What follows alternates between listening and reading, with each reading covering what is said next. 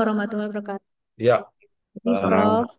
nah setelah kemarin ya saya udah pantau juga ya bahwasannya ada satu, dua, tiga, empat, lima, ada lima ya gitu ya yang sudah submit gitu ya, sudah submit ke proceeding itu sebagai UAS gitu ya. Berarti ada dua kelompok lagi nih ya yang belum ya. Izin Prof, jumlah kelompoknya ada 6 Prof. Enam-enamnya sudah saya share ke Prof. Enam ya Pak. Oh, ada enam ya. Oke. Betul Prof. Ya, enam kelompok. Dan ini terbagi dari 14 orang Pak ya, Pak Regar ya. Izin Prof, sepertinya 15. Karena ada yang ganjil kalau nggak salah. Oh, 15 Ada ya. yang tiga. Iya, yang kemarin saya udah izin dengan Prof. Japri melalui WA bahwasanya ada satu kelompok itu yang 3 orang Prof. Oke, baik. Ya, jadi itu terus kita pantau ya, Bapak Ibu. Nah, jadi eh, nantinya ada pengumuman ya, lolos atau tidaknya. Eh, ini ya, kalau menurut schedule-nya,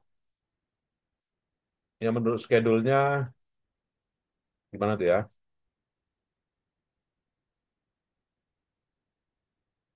Ya, kalau menurut schedule-nya itu tanggal 3 ya, pengumuman notification of paper acceptance or rejection. Ya, artinya diumumkan ya, papernya diterima atau ditolak. Tanggal 4 November pembayaran ya. 4 November pembayaran, deadline for registration payment. Artinya pembayaran registrasi gitu ya. Tanggal 21 itu di apakan ya, di apakan namanya, di konferenkan ya dalam bentuk Zoom aja. Tapi kalau mau yang datang ke Inggris, ke Oxford boleh juga ya. Siapa yang mau datang ke Oxford tanggal 21 November itu boleh aja gitu ya. Silakan. Tetapi Zoom juga boleh. Nah itu. Nah, dalam baiklah kita lanjutkan ya. Di dalam apa ini ya, dalam penelitian ya, statistik multivariat ya, kita menggunakan Smart PLS versi 4. Nah, di mana Smart PLS versi 4 ini uh, sangat beda gitu ya dengan Smart PLS versi 3 ya, baik itu 3.0, 3.1 gitu ya, 3.2, 3.3 dan sebagainya gitu ya. Perbedaannya adalah dalam Smart PLS versi 4 itu bisa dilakukan yang namanya uji regresi ya. Nah, jadi uji regresi baik itu menggunakan regresi variabel pemoderasi atau juga variabel pemediasi ya. Jadi bukan hanya persamaan struktural saja ya. Kalau Smart PLS versi 3 itu hanya persamaan struktural saja ya, struktural equation model ya, kan? Ya artinya hanya uh, model-model yang menggunakan data apa ya, beberapa indikator ya, dan sifatnya adalah persamaan struktural ya. Nah, PLS versi 4 itu kita menggunakan, bisa digunakan untuk regresi gitu ya. Jadi yang selama ini regresi itu kita hanya bisa gunakan SPSS. Nah, di Smart PLS versi 4, nah ini bisa menggunakan Smart PLS ya. Cuman bedanya Smart PLS versi 4 ini juga belum bisa uji apa ya, melakukan statistik deskriptif, statistik frekuensi. Nah, ini cenderung pada statistik deskriptif saja ya. Nah, ini Bapak Ibu bedanya. Selain itu juga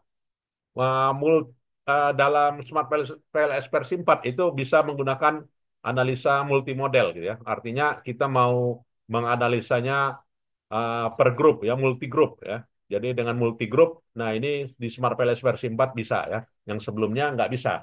Nah, jadi kalau disertasi Bapak Ibu nanti ada berkaitan dengan analisa multi grup, maka kita bisa gunakanlah yang namanya Smart PLS versi 4 ini.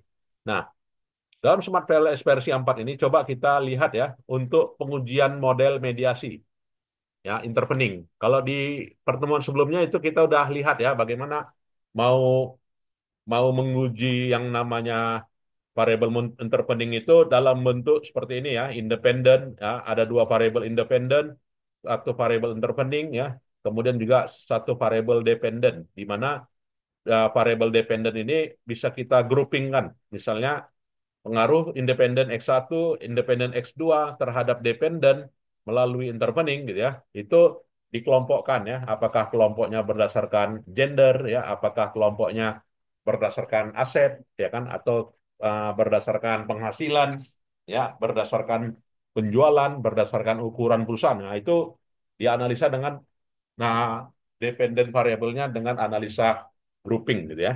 Jadi kemampuan PLS versi 4 itu bisa mengelompokkan pengujian berdasarkan grouping ini. Jadi bisa memperkaya hipotesa Bapak Ibu. Nah, sekarang kita lihat variabel intervening. Nah, ini dia misal gitu ya, kompensasi ya, kemudian kepuasan. Nah, ini kompensasi itu ada 6 indikator ya, sedangkan kepuasan itu ada 4 indikator, sedangkan kinerja sebagai variabel Y itu ada 6 indikator ya. Dan modelnya tadi tergambar sebagai berikut. Nah, seperti ini gitu ya, kompensasi terhadap kinerja melalui kepuasan.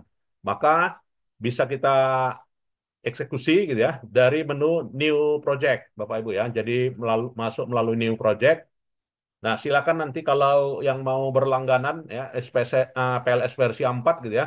Itu bisa kita bayarnya per bulan ya, bayar bulanan bisa, bayar eh, semesteran bisa, bayar tahunan bisa ya. Jadi kalau bayar bulanan harganya 800.000 ya. Kalau harganya semesteran itu mungkin harganya sekitar 2 juta gitu kan. Kalau harganya tahunan sekitar 3.500.000 atau 3.800.000. Nah, ini lisensinya Smart PLS ya. Jadi bedanya nanti kalau Bapak Ibu nanti menggunakan student version, maka outputnya nggak bisa dalam bentuk gambar ya. Semuanya dalam bentuk JPG, termasuk juga output Excel-nya nggak bisa keluar gitu ya. Nah, dengan Smart PLS versi 4 yang lisensi gitu ya, yang harga 800.000, yang ber, yang ber, yang berumur 1 bulan gitu ya. Nah, itu bisa menghasilkan output Excel ya.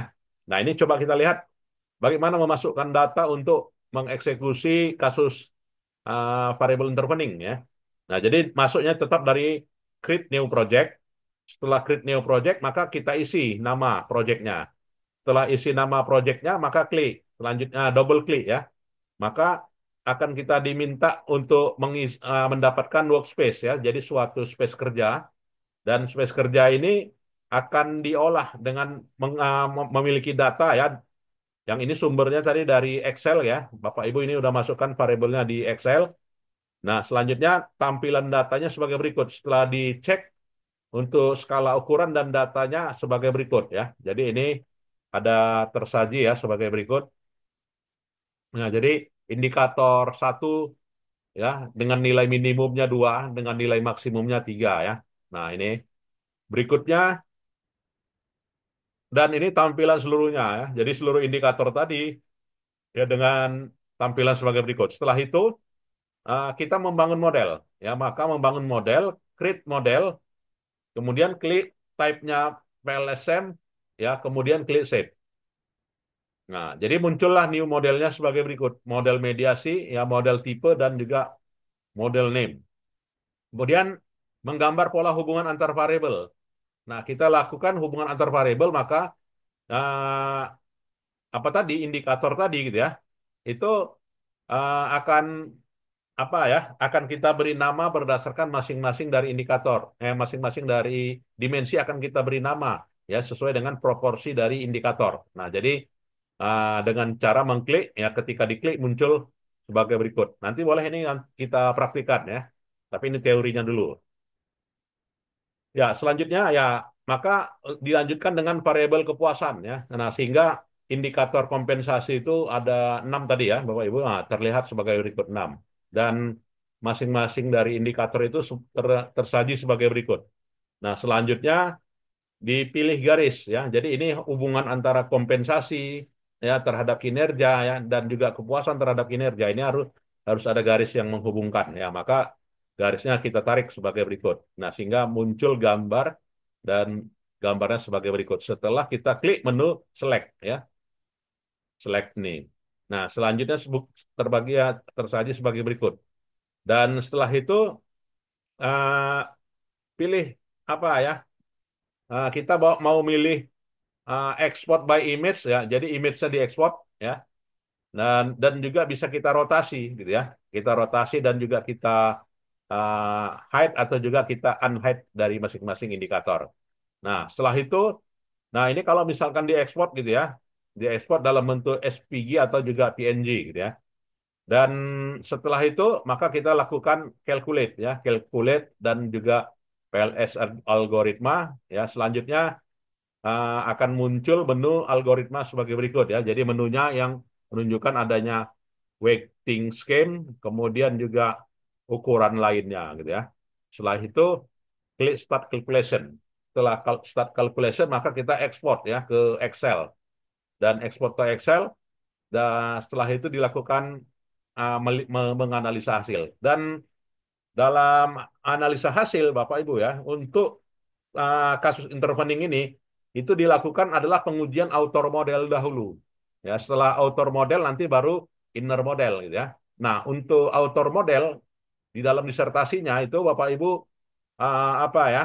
Yaitu uji validitas ya. Yang namanya outer model itu terdiri dari uji validitas. Nah, uji validitas pun juga terdiri dari convergent validity. Nah, untuk uji convergent validity itu uh, adalah melihat nilai loading faktornya ya pada masing-masing variabel laten dengan indikatornya. Untuk ukuran tinggi dikatakan kalau melebihi 60. Nah, dari hasil terlihat ya bahwasanya loading faktornya ini dari Excel tadi ya.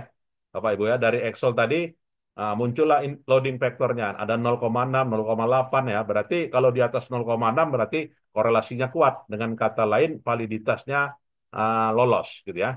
Artinya lolos dari convergent validity ya.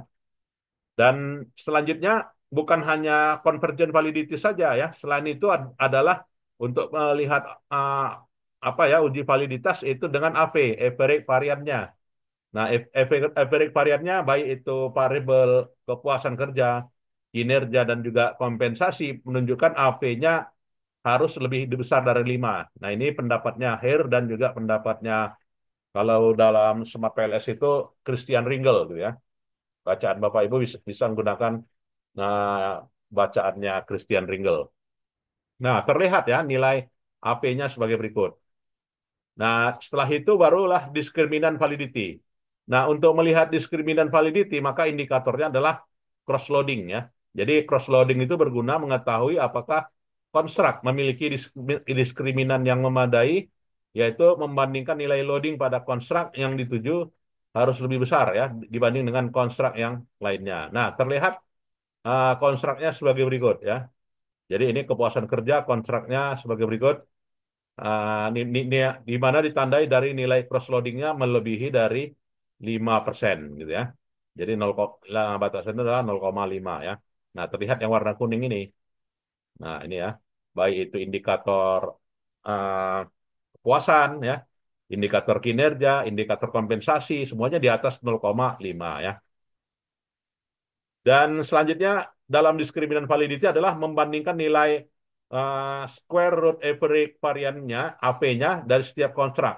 Nah, jadi yang namanya AP, Bapak Ibu, dia bukan hanya pada uji validitas saja ya, tetapi juga uji validitas diskriminan. Ya, uji validitas diskriminan juga kita melihat AP-nya ya. Jadi AP ini ada dua. Jadi baik itu AP dari di level author model ya baik baik itu apa ya baik itu validity diskriminan apa ya uji validitas ya convergent validity dan juga diskriminan validity. Nah, kedua-dua uh, indikator AP ya muncul ya. Jadi di di convergent validity AP-nya kita lihat dan juga di diskriminan validity AP-nya juga kita lihat. Nah, jadi kalau banyak disertasi itu hanya satu aja Pak katanya. Tidak ya, jadi harus dua. Ya, AV itu baik itu di convergent validity maupun juga di diskriminan validity. Harus kita ukur ya AP-nya. Bedanya AP-nya di mana? Nah, kalau di AV di convergent validity itu per indikator. Ya, per indikator variabel itu lihat AP-nya. Nah, sedangkan apa ya di diskriminan validity nah itu per construct. Nah, itu bedanya. Nah, jadi hasil itu terlihat bahwasanya nilai akar AP akan lebih besar ya dari masing-masing korelasi antar variabel ya. Jadi ini cara membacanya ya. Misalnya kepuasan kerja, ya kepuasan kerja 0,8 AP-nya, kinerja 0,8, ya kemudian kompensasi 0,8. Nah itu ya. Jadi dua kali ya AP itu dilihat ya diuji. Kalau selama ini ada yang disertasi ya penyusunan disertasi itu satu ya. Nah jadi harus dua itu kesimpulannya. Nah, dalam author model selanjutnya adalah uji reliabilitas gitu ya. Jadi uji reliabilitas itu uji apa ya? Jadi kalau di dalam SPSS itu kita yang namanya uji reliabilitas itu adalah uji Cronbach-Alpha gitu kan. Ya, jadi kalau uji validitas itu corrected item total gitu kan.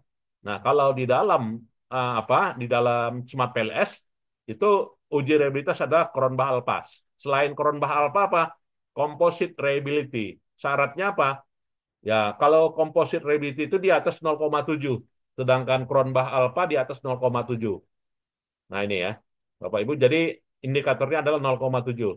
Ada indikator lain yang di bawah ini gitu kan. Dengan syarat kalau butir-butir kuesionernya baru pertama kali ya atau baru baru beberapa riset yang belum cukup kuat gitu ya. Tapi kalau udah sering digunakan maka Cronbach alpanya harus 0,7 ya. Nah, ini. Nah, jadi 0,7 terlihat sebagai uji reliabilitas, Bapak Ibu. Nah, setelah lolos uji outer model ya, maka kita adalah uji inner model. Nah, jadi uji inner model itu apa? Ya, mengevaluasi aja apakah masing-masing dari koefisien itu, masing-masing dari koefisien variabel itu terpenuhi ya, terpenuhi apanya ya, masing-masing dari pet koefisiennya. Nah, terlihat yang namanya inner model yang pertama adalah R square.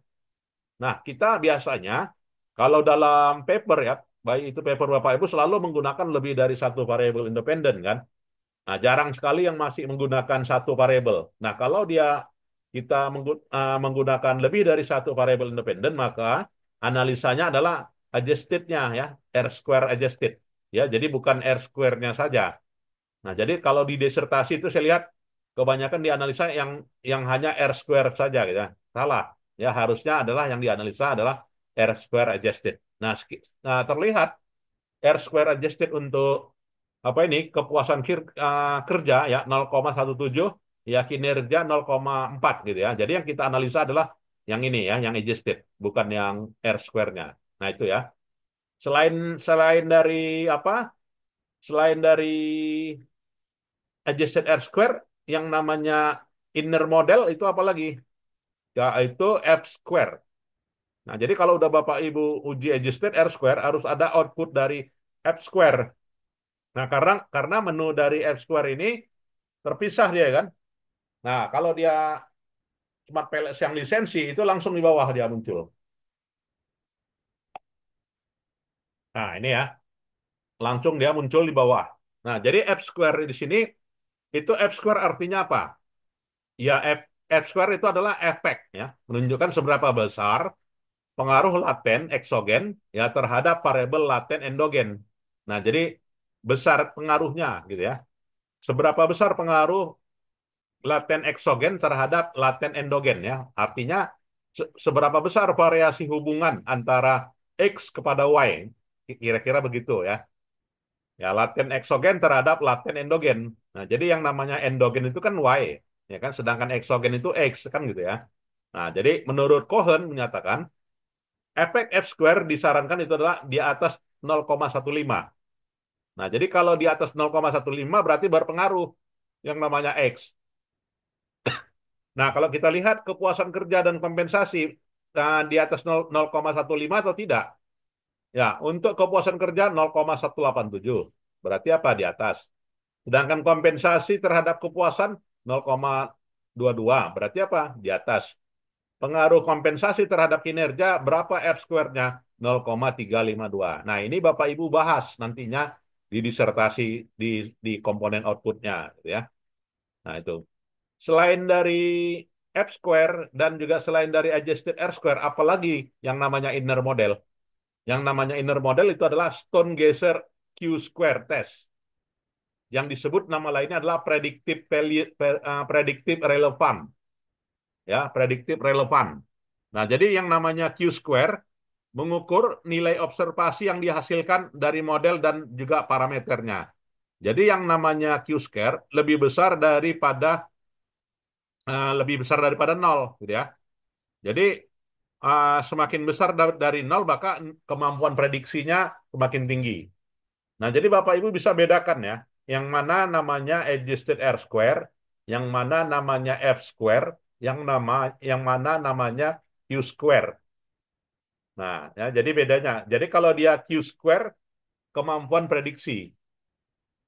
Seberapa besar kemampuan prediksi disertasi saya untuk memprediksi harga saham masa depan, maka itu ukuran adalah Q square.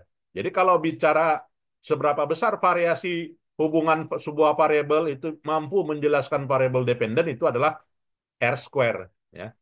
Sedangkan F square apa? F square itu menunjukkan seberapa besar pengaruh variabel laten ya. Jadi laten indikatornya. Jadi bukanlah variabel ya. Jadi latennya kalau namanya F square. Nah, itu bedanya antara F square, Q square dengan adjusted R square. Nah, ini ya. Jadi kalau adjusted R square itu rumusnya nih formulanya ya dengan formula sebagai berikut ya. Jadi nampak terlihat Q square-nya 0,58. Jadi kalau dia 0,58 berarti di atas 0 ya. Nah, lebih besar dari 0 menunjukkan model mempunyai nilai prediktif. Jadi jadi jadi indikator Q square itu bawah 0 atau di atas 0. Itu aja. Ya, di bawah 0 atau di atas 0. Kalau dia di atas 0, berarti ada prediktifnya. Kalau dia di bawah 0, maka tidak ada prediktifnya, yaitu laten terhadap variabel apa ya? Laten terhadap variabel uh, lat, uh, indi, endogen laten dengan eksogen laten gitu ya. Nah, itu namanya bisa dilihat dari Q square. Jadi kalau Q square-nya di atas 0, ya berarti ada prediktif. Jadi nanti kalau Bapak Ibu hasilkan ya paper yang baru disubmit itu nanti ada Q square-nya yang negatif. Ada nggak yang Q square-nya yang negatif? Atau memang pakai alat yang lain, ya, Listrel atau pakai alat-alat stata ya atau juga menggunakan variabel yang lain ya bisa Bapak Ibu lihat sendiri ya Q square-nya jauh mana. Nah, selain itu juga adalah goodness of it, GOF. Ya, goodness of it. Jadi goodness of it diukur menggunakan R square sebagai variabel laten dengan interpretasi sama dengan regresi ya. Nah, jadi itu GOF ya, goodness of it. Jadi biasanya kalau goodness of it itu di Amos. Nah, kali ini di Smart PLS versi 4, nah, goodness of it itu ada diuji ya, yang sebelumnya tidak ada ya. Nah, ini bedanya antara Smart PLS versi 4 dengan versi 3 ya. Di versi 3 tidak ada goodness of it. Di versi 4 itu ada goodness of it. Nah, ini bisa kita ambil kesimpulannya. Nah, jadi kalau dia goodness of it-nya GOP-nya 0,4, syaratnya adalah satu model dikatakan baik jika nilai GOP-nya di atas 0,38. Ya, di atas 0,38 maka uh, sementara GOP dari interpretasi output-nya adalah 0,482. Ya, berarti model dikatakan fit karena GOP-nya di atas. Ya, tapi kalau misalkan di bawah 0,38 berarti tidak fit modelnya. Dengan kata lain gitu ya, Bapak Ibu. Cukup jelas? Mungkin ada yang mau diskusi, silakan. Untuk uji intervening ini. Nah, selain itu, selain dari setelah lolos author model, setelah dilakukan yang namanya inner model, maka dilakukan dengan pengujian hipotesa. Nah, untuk menguji hipotesa, maka kita lakukanlah yang namanya bootstrapping. Nah, jadi hipotesa dibuktikan dengan namanya bootstrapping. Jadi diklik dikliklah calculate, dari calculate pilih bootstrapping. Maka setelah bootstrapping, maka pada pilih test type-nya pilihlah detail ya. Nah, sebagai berikut. Jadi muncul bootstrapping yang isiannya ada resampling ya dengan apa ya dengan signifikannya 0,05 sebagai berikut ya Bapak Ibu. Nah, setelah itu hasil tampilannya sebagai berikut. Nah, inilah dia tampilan pengujian intervening ya dengan bootstrapping. Nah, ini ya. Nah, jadi terlihat dari hasilnya bahwasanya pengaruh langsungnya seberapa besar pengaruh kepuasan kerja ya kan terhadap kinerja. Nah, maka besarnya koefisiennya 0,345. Ini ya, 0,345. Nah, ini ya Bapak Ibu, 0,345. Ini 0,345. Ini pengaruh langsung ya. Jadi pengaruh langsung kepuasan terhadap kinerja ya, sebagai berikut. Nah, setelah itu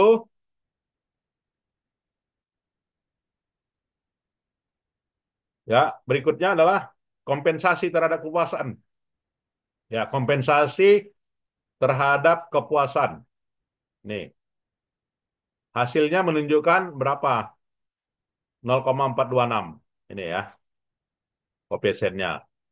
Kemudian kompensasi terhadap kinerja.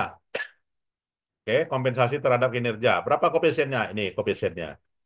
0,472 ini ya. Jadi ini dengan ini ada hubungan ya. Nah, inilah koefisiennya. Setelah itu eh,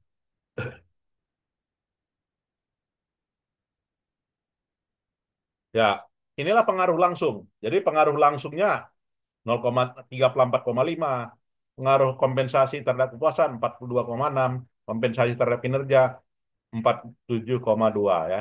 Nah, inilah yang namanya pengaruhnya. Jadi kalau ya kinerja dapat dijelaskan ya oleh kompensasi 0,472. Kinerja pegawai dapat dijelaskan oleh kompensasi dan juga kepuasan kerja ya. Jadi 0,426 dan juga 0,345. Nah, ini. Nah, cukup jelas? Cukup jelas ya. Nah, ini pengaruh langsung. Bagaimana pengaruh pengaruh langsungnya signifikan ya, berpengaruh signifikan. Artinya maknanya dulu ya. Berarti 1 poin kepuasan kerja naik akan meningkatkan kinerja 0,345. Itu cara membacanya. Kepuasan kerja ini naik 1%, ya naik satu aja, maka kinerja akan naik 0,345. Itu cara bacanya. Kompensasi naik satu, maka kepuasan akan naik sebesar 0,426. Nah, ini berbeda ya kalau misalnya koefisiennya negatif. Ya Bapak Ibu ya. Koefisiennya negatif. Berarti apa? Ya berarti kompensasinya naik 1%, maka kepuasan kerja turun 0,426. Kira-kira bacanya begitu. Nah, itu bacanya. Ya, setelah itu, nah jadi kita jelasin kepuasan kerja, pengaruhnya, kompensasi pengaruhnya, nah, sebagai berikut ya. Selain itu, dalam uji intervening harus dilakukan yang namanya pengaruh tidak langsung. Nah, jadi yang namanya pengaruh tidak langsung itulah disebut dengan indirect. Yang namanya pengaruh tidak langsung itu apa? Ya, bagaimana kompensasi berpengaruh terhadap kinerja melalui kepuasan. Ya, melalui kepuasan. Nah, jadi ini ya. Jadi kompensasi tanda panah kepuasan kemudian juga kinerja. Nah, jadi berapa koefisiennya? 0,147 dengan T statistiknya P value-nya signifikan ya. Jadi kompensasi memiliki pengaruh tidak langsung dan signifikan terhadap kinerja melalui kepuasan kinerja ya. Nah, sebagai berikut. Jadi berapa pengaruhnya? 0,345 dikali 0,426 maka 0,417. Nah, itu ya. Dan menurut tabelnya 1,64 dengan P value-nya 0,12. Ini berarti 1 poin kompensasi akan meningkatkan kinerja pegawai secara tidak langsung melalui ya, harus ada kata tambahan ya, melalui kepuasan sebesar 0,147. Nah, ini sebesar 0,147 ini. Ya, Bapak Ibu, untuk menguji pengaruh tidak langsung. Ini cara membahasanya. Di disertasi nanti diminta ini penjelasannya. Seberapa besar pengaruh tidak langsung. Indirect effect ya. Ini hasil dari Excel ya. Jadi Bapak Ibu bisa lihat itu di Excel. Nggak mungkin ada yang mau kita diskusikan, silakan.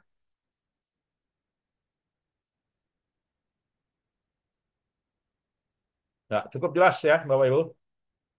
Baik, Cukup, berikutnya. Prof. Ya Pak. Mungkin mau diskusi mengenai tugas Prof. Izin, Prof. Oh ya, ya, silakan Pak. Prof, untuk ada beberapa, kalau misalnya diterima, Prof, berarti kami lanjut itu sebagai nilai UAS, Prof. Ya, boleh. Kalau di reject, Prof, izin, Prof. Kalau di reject terpaksa kita cari lagi yang lain. Oh, baik, Prof. Ya, Pak. Berarti Maka nggak bisa submit ulang, Prof, ya? ini maka kesempatan lah Bapak Bapak apa ya, Bapak revisi sesuai dengan ketentuan mereka. Baik, Prof. Bisa Baik, nanti Prof. submit ulang tuh. Kalau mau submit ulang pun bisa aja, silakan.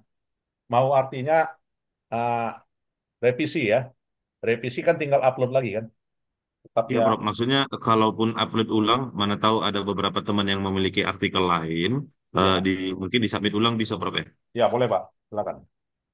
Baik, Prof. Baik, Prof. Kalaupun mau submitnya itu paper udah di submit kirim lagi kalau masih buka, boleh aja. Oh Baru iya, nanti sepertinya udah tutup, Prof.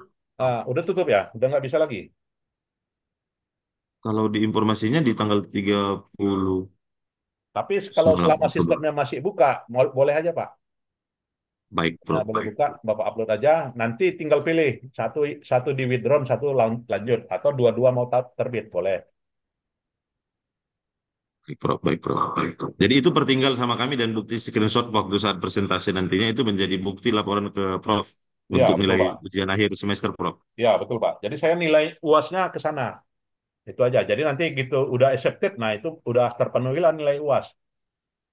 Kira-kira begitu Pak. Baik, Prof. Terima kasih, Prof. Wah, cukup jelas. Nah, itu ya.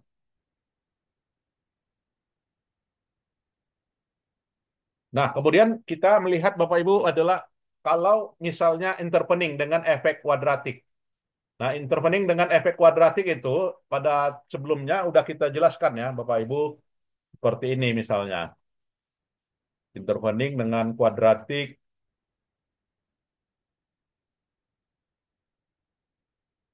oke,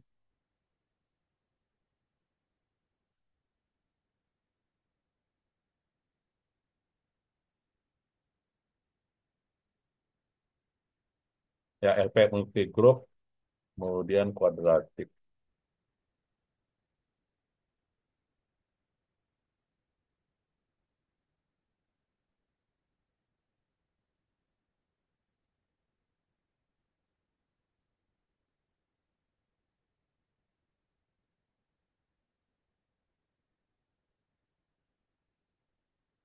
Nah, ini ya, dengan efek kuadrat. Ya, berarti independen, ya, kemudian independen kuadrat.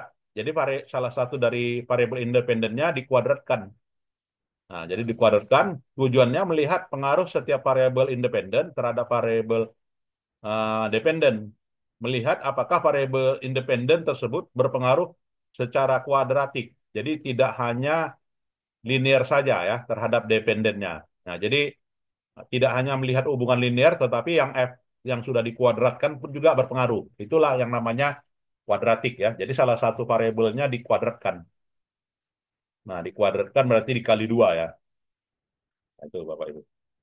Maka pengujiannya sebagai berikut.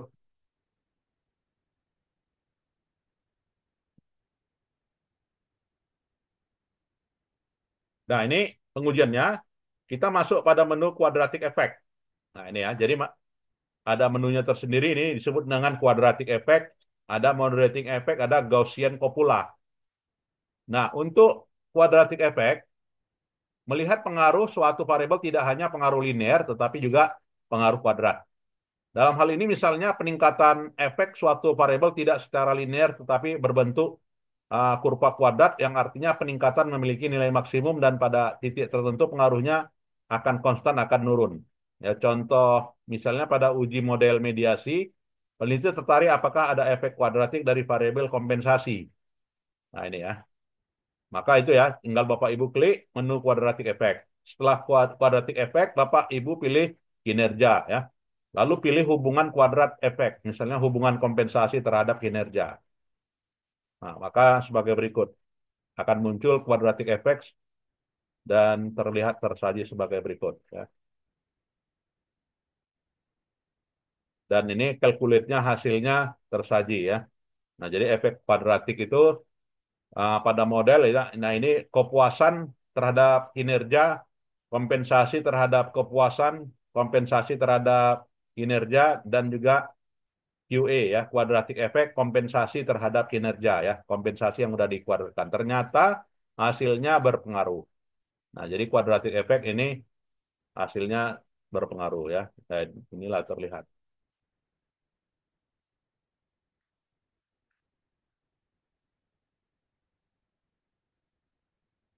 Dan kemudian juga kita bisa melihat analisa apa ya, multi group, Bapak Ibu.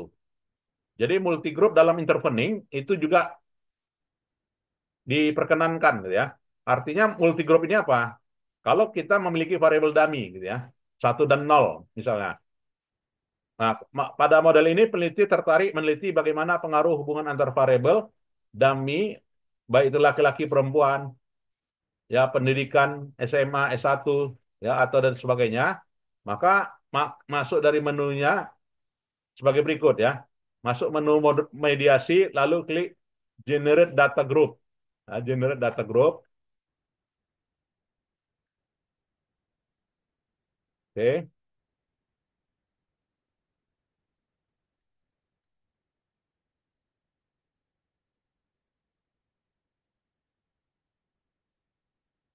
Ya, generate data group. Nah, pilihlah generate data group sebagai berikut. Nah, di menu ini ya, Bapak Ibu. Generate data group.